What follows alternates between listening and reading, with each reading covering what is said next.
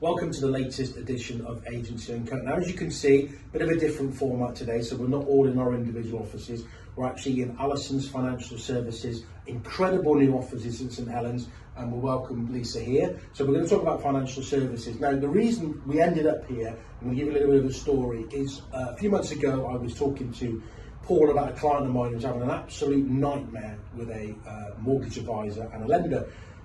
And Paula said, look, why don't you have a chat with Alison? She's a good friend of mine and she's got this incredible business. So basically I had to end up having a chat with Lisa and we managed to get this mortgage done pretty quickly. Yep. Nice mortgage, $750,000. So exchanged and completed in September. So we thought, why not come along here today and have a chat about all things financial services, the mortgage market, and see what the future holds. So Lisa, do you want to talk really about you as a brand, where you've evolved from, and I think you've been in the industry 25 years? I personally have been in the industry 25 years. Ali herself has been a financial advisor for 27 years. Okay. And Allisons has been on the market for 22 years now. Oh wow, okay. So Ali started the business after realising that true financial advice was required for everyday people. So it was the fact that quality financial advice just didn't seem to be available, whether that be with regards to pensions and wealth or mortgages, and being truly independent as well. So she decided to set up the business. Fast forward a few years and we've just moved in to our brand new offices.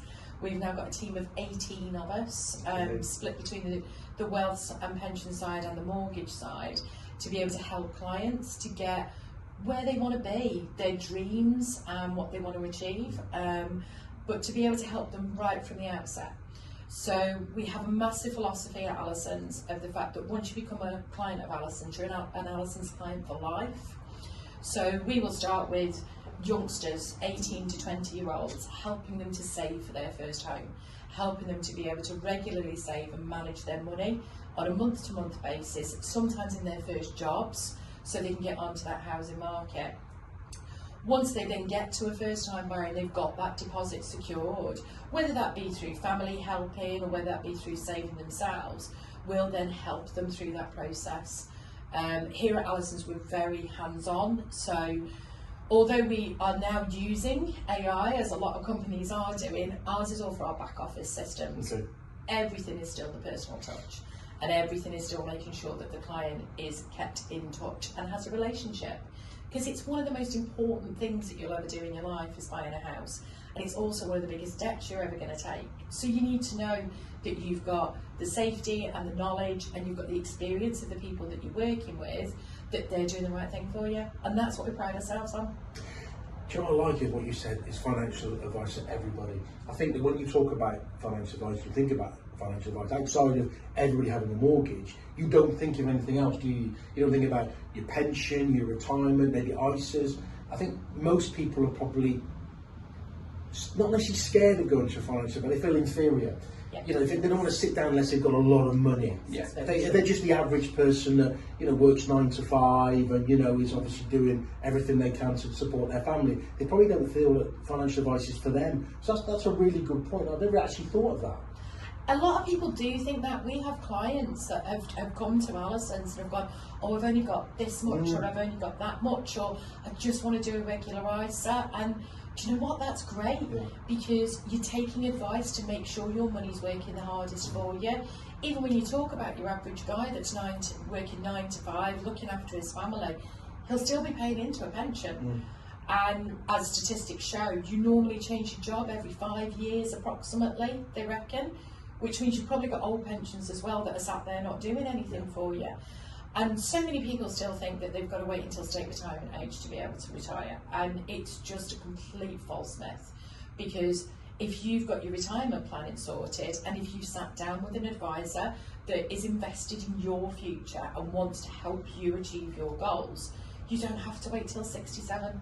We have so many of our clients that go, really, I can retire now? And they're absolutely flabbergasted, but that's where financial advice is needed. And that's why it is for everybody. It's not just if you've got bucket loads of money. Interesting. So, obviously, you deal in a slightly different market to me and Paul. You know, without sounding awful, it's a little bit cheaper, isn't it? So you're coming across a lot more people with mortgages. Do you think it's important for people to get a decision in principle before they view? 100%. Yeah. And how many of your buyers actually do that, do you think? To be honest, I mean, we were talking about this before, obviously before today. I've had quite a lot of clients, more this year than I have most years, that are called and that are interested in the property, but they haven't even started the journey. And then they're missing out. So these people are finding their perfect family home, you know, something that they've really been looking for a long time, or they haven't been, and it's just come across the desk, you know, they've seen it on social media or something like that, and then they're not in a position to proceed on it. And unfortunately they've missed out on it. But I think, yeah, it is probably the most important thing to ensure that you are in a financial position to do so before you then go ahead and have a look, because unfortunately there is circumstances where people do get in touch, they're interested in something, but I would try and financially qualify before they view. So the majority of my properties, I'll speak to the sellers, and we'll only allow people to view who are actually, you know, in a position to proceed on it, because they'll have so much interest in the property. So if they aren't, they won't even get a chance to even have a look, basically.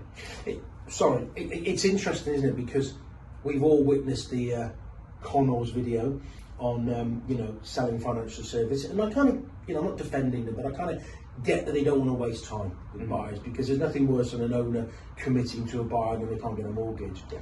So I think it is really important that people are qualified. I mean, certainly in the US, I was with a US agent yesterday, funny enough, they won't even allow anybody to view unless they're agreed in principle. It's just a no-no. And I think, to be honest, that's probably the route that we need to go.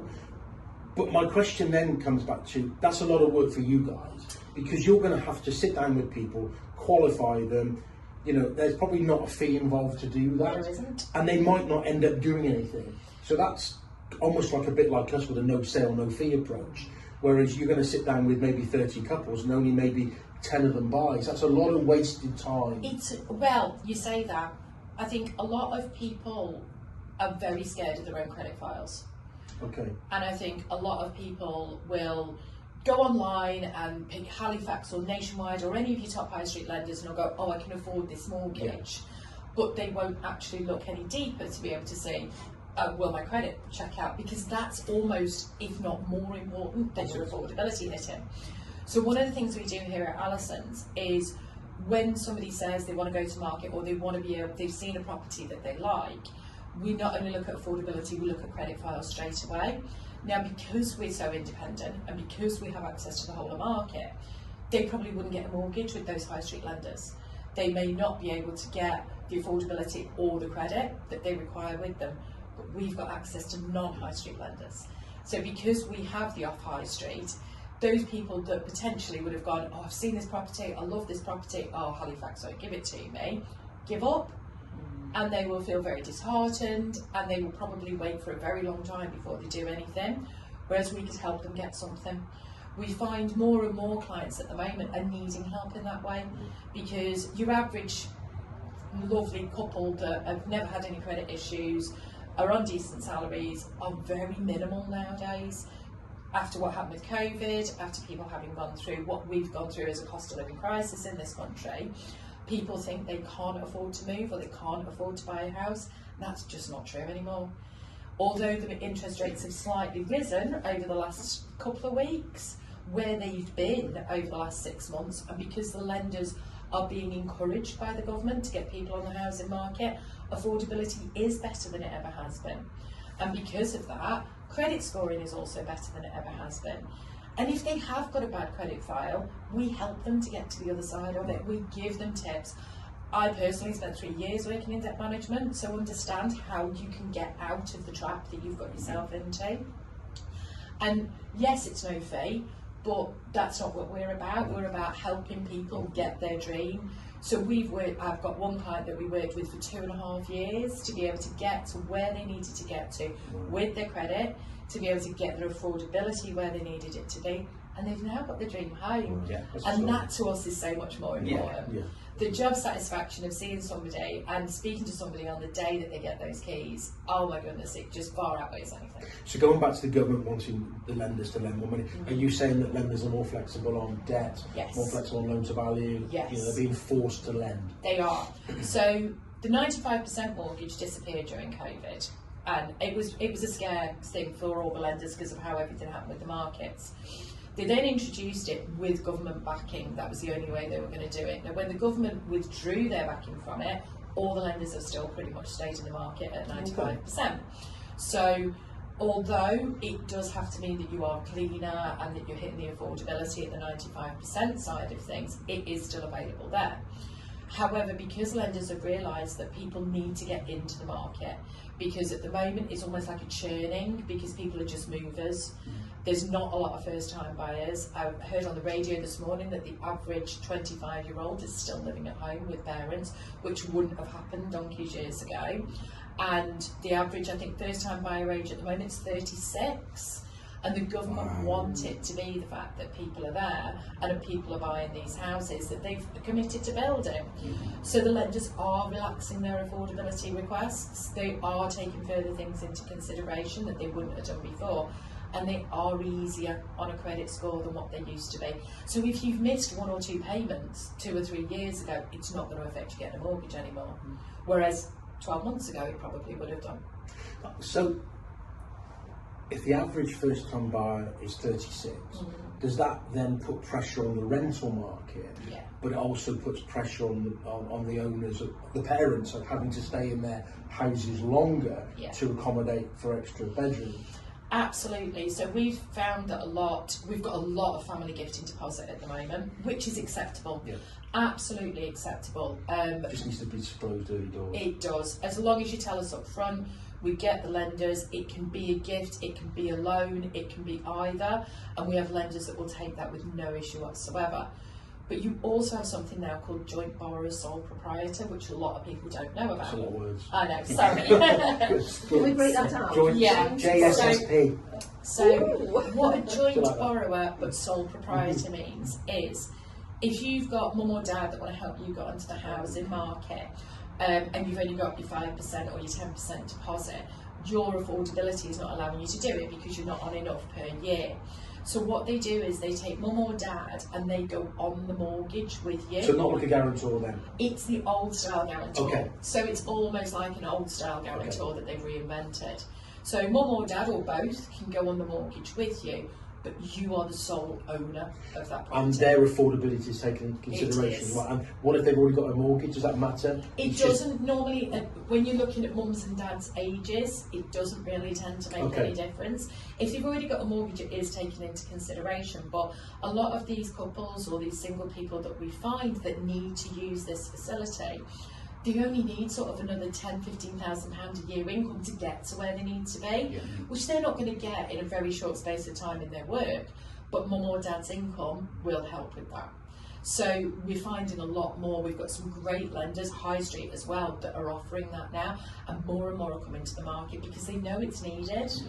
The other side you have of it is shared ownership. So a lot of properties at the moment are being marketed as shared ownership. There's a new build predominantly, aren't there? Yeah, they are.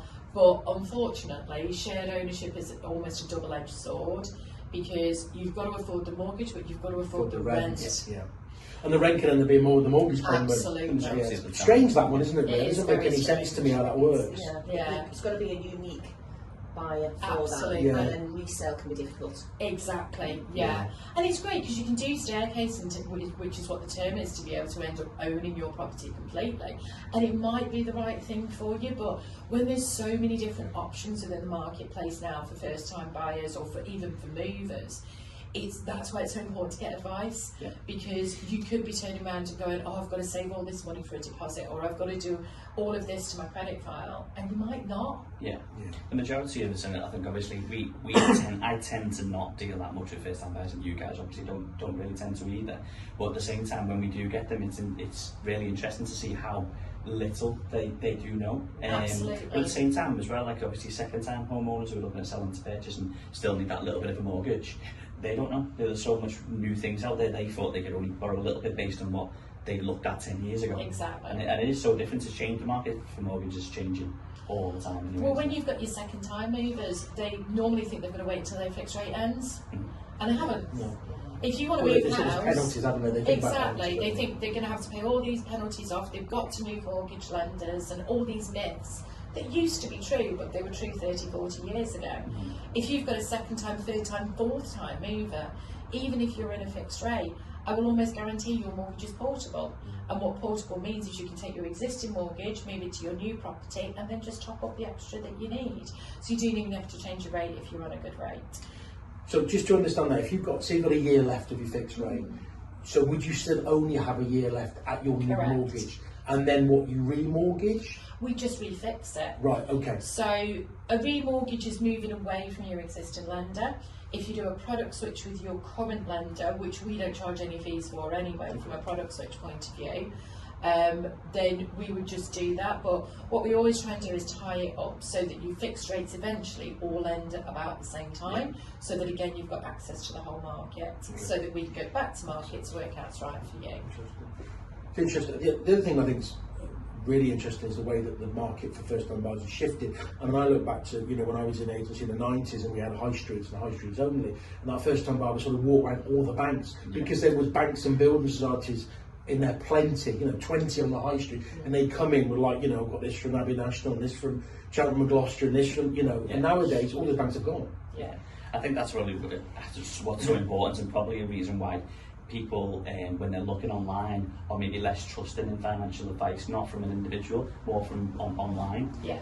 I think this goes back to important to what you mentioned earlier about using AI with administrative stuff, which it makes complete sense, but still having that personal element where someone can pop in and actually trust you, Exactly. and get to know more about them. And I think that's one of the advantages of moving here. I mean, obviously we're very central now, being in St Helens, but right off the M62 as well. And here, people can just pop in and ask the questions. People can just ring up. We've just launched live chat on our website as well yesterday. So people can ask those questions. And that doesn't mean that you've got to come and do business with us. That doesn't mean that you've got to come and work with Allisons. But if it even gives one more person that little bit more reassurance about what they're doing, then we've done our job. Yeah. So going back to, you know, the mortgage calculators online, because I've had a few people with a few cheaper things that I sold many years ago, where they've kind of gone on and printed it out. So with that mortgage calculator, it's a bit like anything. They only work on the information you put in. Absolutely. So they're not touching those people's credit report. So ultimately that could change dramatically, couldn't it? So when you look at their credit report, does that leave a footprint? No. Right, okay. So what we encourage, product placement, is Check My File. Check My File are a really, really good credit reference agency now. That give you a cross match of everybody. Okay. So you tend to have three main credit reference agencies. So you've got your Experian that everybody's heard of, Equifax, and then you've got TransUnion. Right, so TransUnion have been around for a very long time, but with Check My File they give you all three. So dependent on who the lender's going to use will depend on who they're using to check the credit. But when we look at Check My File, we can see a whole picture, which is absolutely fabulous. When you get to a decision in principle, which you guys need to be looking at the properties, that decision in principle will have left a soft footprint on the client's credit file, but it doesn't affect the score. Unless you do 20 in a week, it's not going to affect your credit score. But it's great because when you come to us, we don't just go, right, okay, let's try Nationwide, let's try Halifax, let's try Barclays. We will look at your information first to be able to source where you're best going. So what we do is we make sure that the lender that we are going to get the decision in principle with is your highest chance of passing. Okay, right. So it might not be the best product. Absolutely. It might be the best chance to get a mortgage. Absolutely. So you tend to find we get clients that come to us and go, oh, I've seen this rate with such and such a person, and it would be with a 40% deposit and a £1,500 fee and all of this sort of bits and pieces around it. But what we'll do is we'll go, right, okay, where does your affordability meet? Where does your credit file meet? And then is it worth you paying the product fees with the lender? Because if you're only taking a 2-year fixed rate on a £150,000 mortgage, it's never worth paying a £1,500 fee. But people think that because they get a lower rate, they're paying lower payments, great, but you're not going to save that money back in 2 years. Yeah. So that's part of what we do and part of what we're making sure of. I think that's why what's so important about it, if people understand the difference between an agreement in principle and a decision in principle. Because we get so many people who say, I've got an agreement from the bank, they've said that they'll borrow us this, but when I say to them, actually when you read it, it says, we could borrow you this based on what you told us, but we need to do an actual decision. That's the important thing, is where they get in with you guys, see that actually, the bank says based on your credit file and everything, this is what we will That's lend you. exactly it. That's so much different to just an agreement. And you get a certificate. And I've always found it better when I get a decision in principle, agreement in principle from a financial advisor, as opposed to somebody who's just, well, I've been online and I've got this decision. So just to clarify, we're saying that really agreements in principle, we shouldn't take them. We should move to decision in principle. I think if it's coming to someone who's, if you've got a property that's got lots of offers on it, for example, or they're making an offer, then, as opposed to they're making an offer. All offers should have a decision in principle. But obviously, because we know they can proceed on that, and not find out later down the line when we took the property off the market that they can't proceed, because then the seller's lost some important time on the market. And it's come through a mortgage broker, financial services. It's so important as well for people to understand that when you go to a bank, they just give you one product, because to be honest, banks can't bother with the admin work, they'd rather an advisor do it. So when you go to a bank, they'll give you one size fits all thing, whereas if you go to an advisor and they can look at the same product with the same bank, or maybe different products with the bank, and give you so much more, options. And you do tend to find that if you go to your bank, which is where the majority of people start, you'll go to your bank. Sometimes you're waiting 2 or 3 weeks as well to speak to a mortgage advisor, because you've not got any branches on the high street anymore. They're all based in call centres, and because they'll have an absolutely top-notch rate, they'll be doing applications, they'll be doing quotations, they'll be doing your decisions in principle, and they haven't got enough advisors anymore. And you then 3 weeks down the line, and they turn around and go, no, actually, I can't give you a mortgage, I'm sorry. And then you go, right, okay, what is going on? We're still recording. There's always one in there. Yeah. And then that person and that potential client is getting really worried, because they're thinking, well, I thought I could go to my bank, I've been with them for 20 years, they're always going to look at me favourably. But they deal with it as a completely different thing. They don't think about you as a person. They don't think about you as royalty. Exactly. They think about you as a sort code and account number. Yeah. The other thing as well is they're not fighting for you as a client. Exactly. So if you go direct to the bank, they're going to give you what they want because you come to them anyway. They're not fighting for your business because you come to them. Whereas if you go to them through an advisor, they're more likely to give a lower rate because they're fighting for your business. Absolutely. Yeah, good way of looking at it, definitely. And how do you find it with sort of second and third and fourth time buyers? Because obviously it's slightly different then, because they're not necessarily sure what they're going to get for their house. Would you recommend they come and see before they come to market? I would always say Zoopla and Rightmove will always give you a fairly accurate idea-ish of what you're going to think. Yeah, sorry. What do you think? No, right, okay. The problem with it is that it doesn't take into consideration the work you've done. Right. It doesn't take into all it will look at is the sale price history, and then it will add on inflation. Yeah, there's no hidden value put in there. No, and also, and don't get me wrong, the house could have gone the other way. They could have bombed it out, and it could be like, rented out and had squatters in for 5 years. So it doesn't take into consideration any of that. So, unless you've actually moved into a house and not done anything with it for 10 years and then get a price, that works, but that's a rarity. So we've always said, I'm obviously completely wrong now, we'll do it differently. Learned something today. With the Zoopla and Rightmove, we've always used that as an estimated value. However, when a client comes to us, they're normally pretty sure what they're going to get for their house. Oh, Jean next door but 2 sold hers for this, or John across the road sold his for that. So if they haven't gone to market, we will always use an estimate of what the equity is going to be. So the way that we do it is if a third, fourth time mover, if they're moving and they're selling their house for say £200,000, they've got £150,000 left on their mortgage, we'll be saying, right, you've got a pot of £50,000 worth of money there. However, you're going to have solicitors' costs, you're going to have stamp duty, and you're also going to have moving costs. So let's take that money out of it. And we always over-egg it a little bit, just in case anything comes up. And then we use whatever it is as to what's left over. So on somebody like that, I'd probably say, right, we'll probably leave £10,000 and use £40,000 as the deposit. We can give them a decision in principle on that basis, as them using £40,000 worth of equity for them to be able to move house, get the maximum affordability for them. Great, go and have a look. I would never recommend, though, somebody putting an offer on a property without their property being on the market. We've had a lot of clients recently that are going, oh, well, I'll just let my existing house out and it'll be dead easy. I can do it on a let-to-buy basis, because it's been the buzzword from people that are online that I don't particularly agree with. And they come to us and go, yeah, I'm just going to let it out. But They don't understand what the bigger picture is. So if you're going to let your existing house out and then you're going to buy a new one, first of all, your stamp duty's gone up to 5% straight off the bat because you're going to have 2 properties. Then the actual logistics of managing a buy-to-let property, of getting somebody into that buy-to-let property, and you even getting a rental valuation on it, is a lot of work, And it's having the right tenants as well, isn't it? Exactly, because you've then got that continual, are you going to pay a letting agency a fee of what you think you're going to make You've on your suddenly rent? taken on a new role, haven't you? You have. You become a landlord, haven't you, overnight? Yeah. We get accidental landlords where they've inherited properties, which is absolutely great, but if you're choosing to do that, you need to be really up with it and know what you're doing, and not only have us and have a solicitor, but you need an accountant as well. Yeah. Yeah, good. Good. And my final question is, what do you guys charge? So general new client that walks in the door to us wanting to be able to do a remortgage or move house is 395.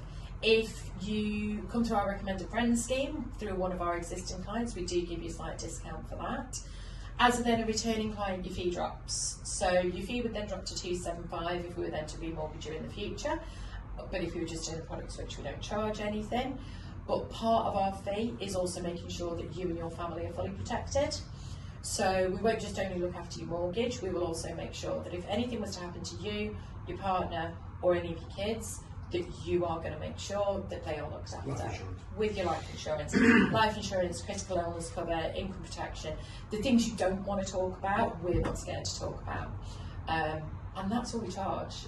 And for that, you get obviously the full service. We do little bits and pieces of things like, if right now, when the rates are slightly higher than what they have been, you decide you want to buy your house, it's probably going to take you 3 or 4 months to complete. We make sure if the interest rates then drop, you get the lower interest rate. We make sure that you are completing on the lowest rate you can. Sounds great. Okay. Any questions, guys? Not from me. I think you've answered everything. Good. Thank you, Lisa. It's been brilliant. You're more than Much welcome. Come back. appreciated. We will do, definitely. Thank you.